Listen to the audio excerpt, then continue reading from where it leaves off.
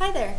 We talked today in class about frequency tables and histograms, and so I've selected two problems from your homework assignment tonight to demonstrate what we discussed in class. These correspond to the notes that are on my website. So first we've got number 1 and then number 3. Okay. Number 1, we are asked on the worksheet to use the data given to make a frequency table. And so number 1, we were given runs per game and then a series of data values, right? 5 runs per game, 4 runs per game, etc. Okay. So a frequency table consists of 2 columns here. The first one is going to be made up of intervals representing my runs per game. And the second one is going to be the frequency, or the number of times our data falls inside that interval. Right? Go ahead and put runs here. Okay. And so when I'm establishing my intervals, I need to make sure that I cover the span or the range of the data. Range is something we're going to talk about in the next lesson. But we need to make sure that we cover the range of the data, right? That we start at least at the smallest number, and then we go at least through the biggest number. In frequency tables, you might go a little bit outside of those bounds, potentially if it makes your intervals more friendly. But probably not too far out, right? If our smallest number is 12, we aren't going to start at 0 typically. But we might start at 10 instead of at 12. Right, and so that's something we're going to decide here. And so when I look at my data, I need to first figure out, well, what is that smallest and largest number? Because I need to make sure I've covered them. Right, my smallest in this case is 0, and my largest is 9. And so I need to somehow get from 0 to 9, and I need to do so using equal intervals, right? Meaning that I can't go from 0 to 1, which covers 2 numbers, 0 and 1, and then have the next interval go 2 to 5. Because 2 to 5 covers 4 numbers, 2, 3, 4, and 5, as opposed to just the 2 numbers of 0 to 1. So I need to make sure my intervals are equal here. Right, so since 0 is a pretty nice number to start with, I'm going to go ahead and start at 0, and then I am going to go 0 to 1 in this particular case. Right, 2 numbers. Which means my next interval is going to be 2 to 3. Again, an equal interval. The first interval has 2 numbers in it, with the in-between decimals, of course, if we had decimals. And then the second one has 2 numbers in it. And we're going to keep going, 4 to 5, until we hit 9, until we have 9 in one of our intervals here. So we have 6 to 7 and 8 to 9. And there we go, we've hit 9. So we could stop there. Okay?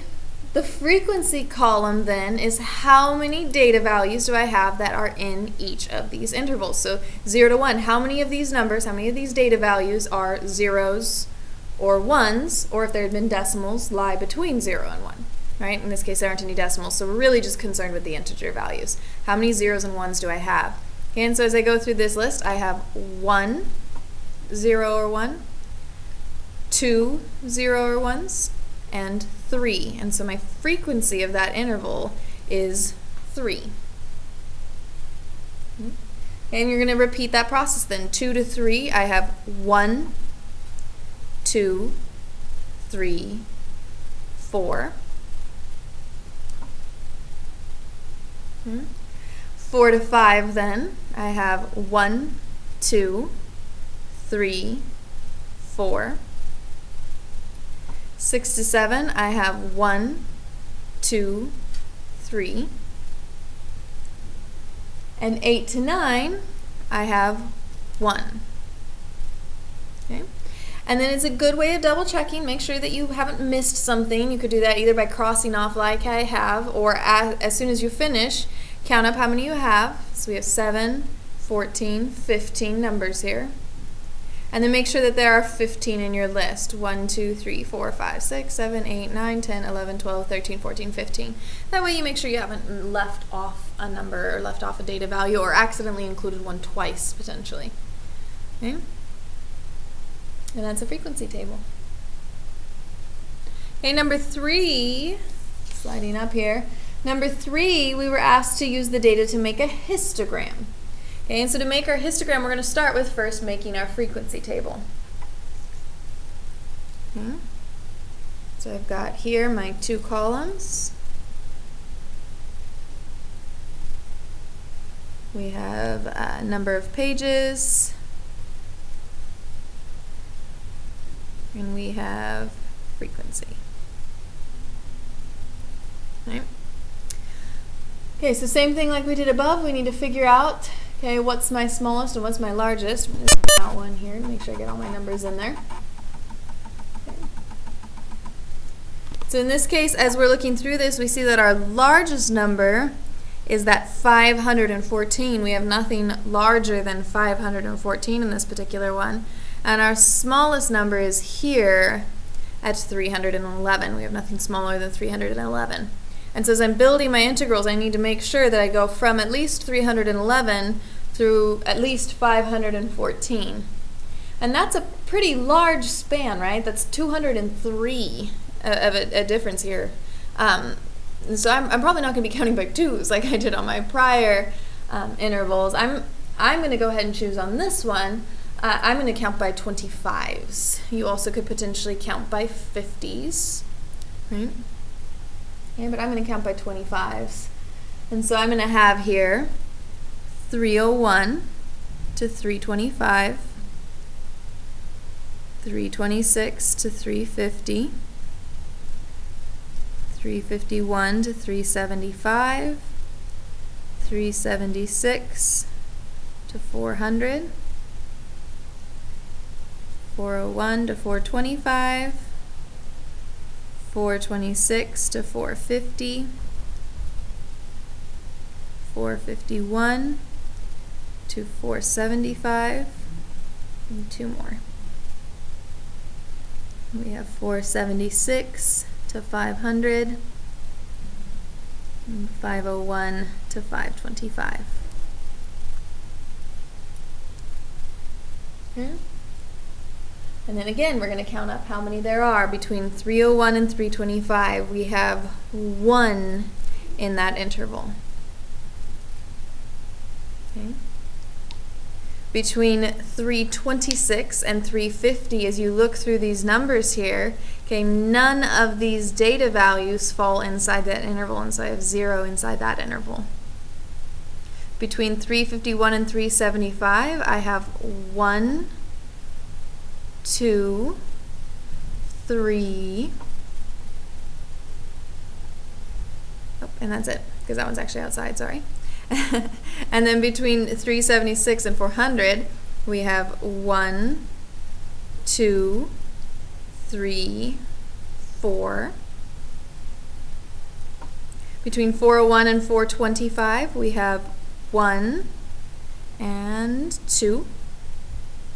Between 426 and 450, we have 1. Between 451 and 475, we have 1. Between 476 and 500, as you look through these here, none of these lie between 476 and 500, so 0. And we have 1 in that last interval here. And again, if you had counted by 50s, you'd have fewer intervals. These numbers would potentially be a little bit different. Okay? But here's what a histogram looks like then. A histogram is essentially a bar graph with no spaces in between them. Right? Down on the bottom here, we're going to go ahead and put our intervals. And on the side, we're going to put our frequency.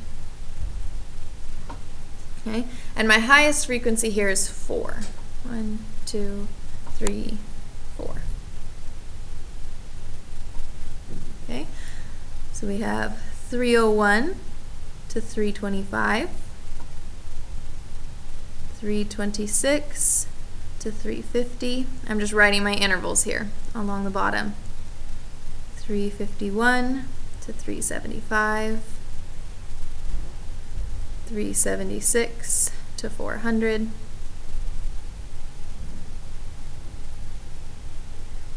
401 to 425. 426 to 450. 451 to 475, 2 more, 476 to 500, and last one here we have 501 to 525. Okay, and then we're going to create our bar graph. In this first interval here, 301 to 325, that happened 1 time. So I'm going to have a bar here at 1. Okay, 326 to 350 happened 0 times. 351 to 375 happened 3 times. 4 times for the next interval. 2 times for the interval after that. And then 1 time, 1 time, 0 times, and 1 time. Alright, so we're just putting for our bars here these frequencies. And there's our histogram.